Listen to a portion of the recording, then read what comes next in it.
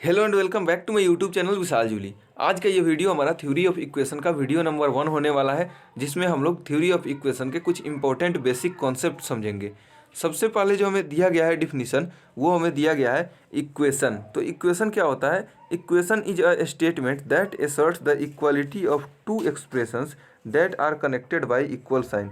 Equation एक ऐसा statement होता है जो कि दो एक्सप्रेशंस के बीच के इक्वालिटी को इक्वल साइन से रिप्रेजेंट करता है। जैसे कि यहाँ पे आप देखिएगा तो 5x बराबर 10 यहाँ पे दिया गया है। तो अगर हम लोग लिखेंगे 5x बराबर 10, तो यहाँ पे 5x एक एक्सप्रेशन हो गया और 10 दूसरा एक्सप्रेशन हो गया।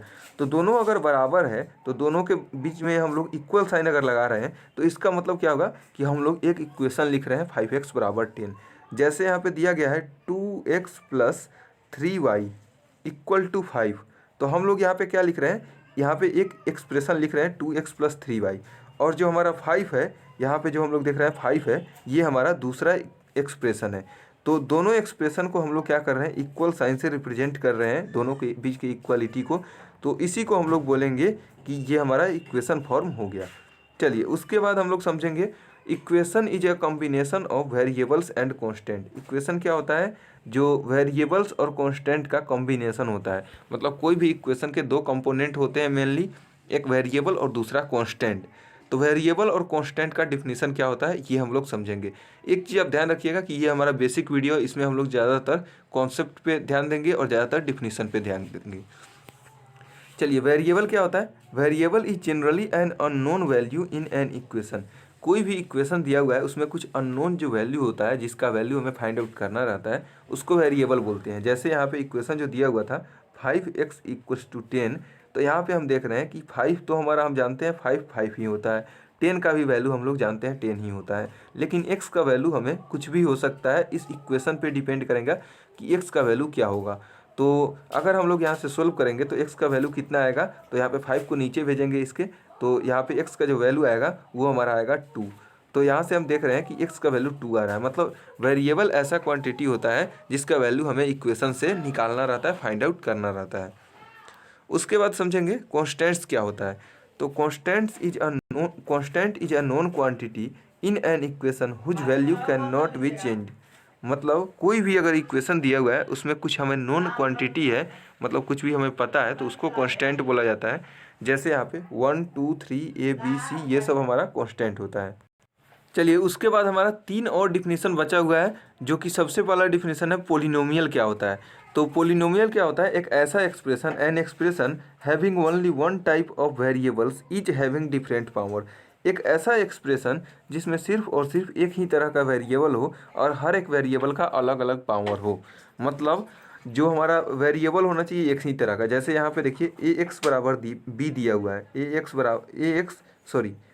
प्लस यहाँ पे बी दिया हुआ है। तो ए एक्स प्लस बी दिया हुआ है, तो यहाँ पे देख रहे हैं सिर्फ और सिर्फ एक ही वेरिएबल है जो कि हमारा एक्स। यहाँ पे ए भी कांस्टेंट है, बी भी कांस्टेंट है। तो यहाँ पे सिर्फ और सिर्फ एक ही वेरिएबल है जो कि हमारा एक्स है। वैसे ही अगर यहाँ पे हम लोग बात करें तो दिया हुआ है A X cube plus B X square plus C X plus D. तो हम यहाँ पे देख रहे हैं सिर्फ और सिर्फ एक ही तरह का वेरिएबल है जो कि हमारा एक्स है, उसका अलग अलग पावर है। तो यही चीज़ होता है कि कोई भी ऐसा एक्सप्रेशन जिसमें एक ही तरह का वेरिएबल हो और उसके अलग अलग पावर हो। और एक चीज़ आप ध्यान रखिएगा कि पोलिनोमियल में कभी भी इक्वल साइन नहीं लगता है। चलिए उसके बाद हम लोग समझते हैं पोलिनोमियल इक्वेशन क्या होता है। तो पोलिनोमियल इक्वेशन क्या होता है? A polynomial with equal sign is called a polynomial equation. कोई भी पोलिनोमियल अगर हम लोग क्या करेंगे उसमें इक्वल साइन लगा देंगे, सिर्फ और सिर्फ इक्वल साइन लगा देंगे, तो उसको पोलिनोमियल इक्वेशन बोला जाएगा। जैसे मान लीजिए ए एक्स प्लस बी दिया हुआ है। जैसे हमें पोलिनोमियल ए एक्स प्लस बी दिया हुआ है, अगर हम लोग इसको किसी के वैल्यू को इक्वल कर देंगे, जैसे 0 के इक्वल कर दिए, तो ये हमारा क्या हो गया? इक्वेशन बन गया। जैसे हमारा दिया हुआ है ए एक्स प्लस बी, अगर हम लोग इसको इक्वल मान लीजिए 6 के कर दिए, तो ये भी हमारा एक इक्वेशन बन गया। जैसे यहाँ पे 5x स्क्वायर प्लस 2x दिया हुआ है, इसमें अगर इक्वल कर दिए 3 के, तो ये भी हमारा एक क्या हो गया? पोलिनोमियल इक्वेशन बन गया। तो ये चीज़ आप ध्यान रखिएगा, क्योंकि आपको इस चैप्टर में पोलिनोमियल इक्वेशन वर्ड हमेशा यूज होगा। चलिए उसके बाद हमें जो दिया गया है डिग्री ऑफ ए पोलिनोमियल या फिर पोलिनोमियल इक्वेशन। मतलब पोलिनोमियल या फिर पोलिनोमियल इक्वेशन का डिग्री क्या होता है, किसे बोला जाता है? Degree. The highest power of A polynomial या फिर polynomial equation is called the degree of that polynomial या फिर पोलिनोमियल इक्वेशन। मतलब कोई भी हमें पोलिनोमियल या फिर पोलिनोमियल इक्वेशन दिया हुआ है, उसकी जो डिग्री होता है वो उसका हाईएस्ट पावर होता है। जैसे यहाँ पे हम लोग देख रहे हैं कि हमारा जो इक्वेशन दिया हुआ है x square plus 5x plus 2 बराबर 0 दिया हुआ है। तो हम लोग यहाँ पे क्या देख रहे हैं कि यहाँ पे जो x का जो वेरिएबल x है, इसका हाईएस्ट पावर कितना है, तो 2 है। तो इसका मतलब क्या होगा कि इसका जो डिग्री होगा वो कितना होगा, ये हमारा डिग्री इसका 2 हो जाएगा। यहाँ पे देखेंगे कि इसका डिग्री क्या होगा, हमारा 2 हो जाएगा। चलिए उसके बाद हम लोग आगे बढ़ते हैं। तो डिग्री जो होता है किसी भी पोलिनोमियल या फिर पोलिनोमियल इक्वेशन का डिग्री अगर जितना होता है तो उसके हिसाब से उसका नाम क्या होता है। तो अगर हमारा पोलिनोमियल इक्वेशन का डिग्री 1 रहे तो उसका नाम होता है लीनियर पोलिनोमियल या फिर लीनियर पोलिनोमियल इक्वेशन। अगर उसका डिग्री 2 रहे तो उसका नाम रहता है क्वाड्रेटिक। अगर उसी पोलिनोमियल या फिर पोलिनोमियल इक्वेशन का डिग्री 3 रहे तो उसको बुलाया जाता है क्यूबिक पोलिनोमियल या फिर क्यूबिक पोलिनोमियल इक्वेशन। अगर डिग्री 4 रहे तो इसको बोला जाता है बाई क्वाड्रेटिक। अगर डिग्री 5 हो तो इसको बोला जाएगा क्विंटिक। और अगर कोई पोलिनोमियल इक्वेशन या फिर पोलिनोमियल का डिग्री 6 हो तो उसको बोला जाता है सेक्स्टिक पोलिनोमियल या फिर पोलिनोमियल इक्वेशन। ये चीज़ आपको ध्यान में रखना है, कहीं भी आपको ऐसा दिया हुआ मिल सकता है। चलिए उसके बाद हम लोग बढ़ते हैं। तो दो टाइप के इक्वेशन होंगे कोएफिशिएंट के बेसिस पे। कोएफिशिएंट के बेसिस पे कौन कौन दो टाइप के इक्वेशन होंगे? सबसे पहला हमारा होगा न्यूमेरिकल इक्वेशन और दूसरा होगा अलजेब्रिक इक्वेशन। तो an equation is said to be numerical if it contains numerical coefficients of variables. मतलब अगर इसका वेरिएबल का कोएफिशिएंट अगर न्यूमेरिकल हो तो उस पोलिनोमियल को क्या उस इक्वेशन को क्या बोला जाएगा? तो उस इक्वेशन को न्यूमेरिकल इक्वेशन बोला जाएगा। जैसे कि यहाँ पे आप देख रहे हैं कि ये कितना दिया हुआ है, 2x स्क्वायर प्लस 4x बराबर 6। यहाँ पे दिया गया है 2x स्क्वायर प्लस 4x बराबर 6। तो यहाँ पे क्या देख रहे हैं हम, जो हमारा वेरिएबल है x और x स्क्वायर, तो इसका जो हमारा कांस्टेंट है, कोएफिशिएंट टर्म है, तो कोएफिशिएंट टर्म क्या है? न्यूमेरिकल है, यानी कि नंबर है। तो ये हमारा जो इक्वेशन आएगा वो हमारा न्यूमेरिकल इक्वेशन आएगा। उसके बाद अगर बात करें अलजेब्रिक की, तो अलजेब्रिक इक्वेशन क्या होता है? इसका डिफिनीशन हमें दिया गया है, an equation is said to be algebraic if it contains algebraic coefficient of variables. मतलब एक ऐसा इक्वेशन जिसका अगर कोएफिशिएंट ऑफ वेरिएबल्स यानी कि x और x स्क्वायर x क्यूब इस सब का कोएफिशिएंट क्या होगा, अगर अलजेब्रिक होगा तो उसको हम लोग क्या बोलेंगे? Algebraic equation. जैसे यहाँ पे ax square plus B X plus C बराबर 0 दिया हुआ है, तो यहाँ से हम देख रहे हैं एक्स स्क्वायर का कोएफिशिएंट क्या है? a है, फिर x का कोएफिशिएंट क्या है? b है। तो ये सब क्या है? हमारा अलजेब्रिक कोएफिशिएंट है, यानी कि अलजेब्रा का कोएफिशिएंट है। तो यहाँ से हम कह सकते हैं कि ये जो हमारा इक्वेशन है कैसा है? अलजेब्रिक इक्वेशन है। उसके बाद नेक्स्ट जो टाइप आता है इक्वेशन का, कंप्लीटनेस के आधार पर। कंप्लीटनेस के बेसिस पे दो तरह का इक्वेशन होता है, कंप्लीट इक्वेशन और इनकम्प्लीट इक्वेशन। सबसे पहले कंप्लीट इक्वेशन की बात करें तो an equation is said to be complete if it contains if each power of variables within it degree is represented in that equation. एक इक्वेशन को complete कब कहा जाएगा? अगर उसके वेरिएबल का हर एक पावर उसके डिग्री तक उसका हर एक वेरिएबल का हर एक पावर उसमें इक्वेशन में प्रेजेंट हो। जैसे कि यहाँ पे हम देख रहे हैं कि अगर इसका डिग्री क्या है? इसका हाईएस्ट पावर 2 है, मतलब इसका डिग्री 2 है, तो इसका जो वेरिएबल है इसका डिग्री 1 भी प्रेजेंट है, इसका डिग्री 0 भी प्रेजेंट है। यहाँ पे सिर्फ और सिर्फ 6 है, इसका मतलब क्या है? 6 इंटू एक्स का पावर 0 है।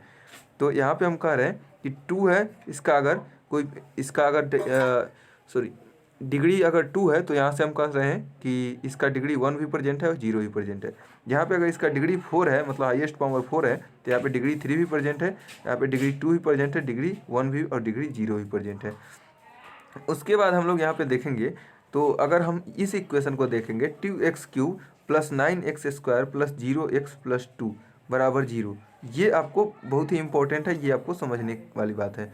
तो यहाँ पे आप देखेंगे कि यहाँ पे x का कोएफिशिएंट 0 है, फिर भी x प्रेजेंट है, तो इसको बोला जाएगा कंप्लीट।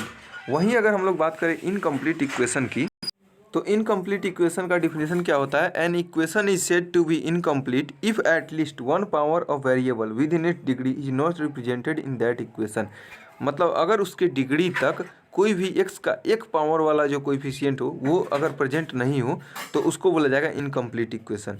जैसे कि यहाँ पे देखिए 2x स्क्वायर प्लस 6 दिया हुआ है, यहाँ पे x का कोएफिशिएंट कुछ गायब है, मतलब x का कोएफिशिएंट नहीं है। जैसे यहाँ पे क्यूब में दिया हुआ है तो यहाँ पे 2x³ प्लस 9x² प्लस यहाँ पे भी x का कोएफिशिएंट गायब है।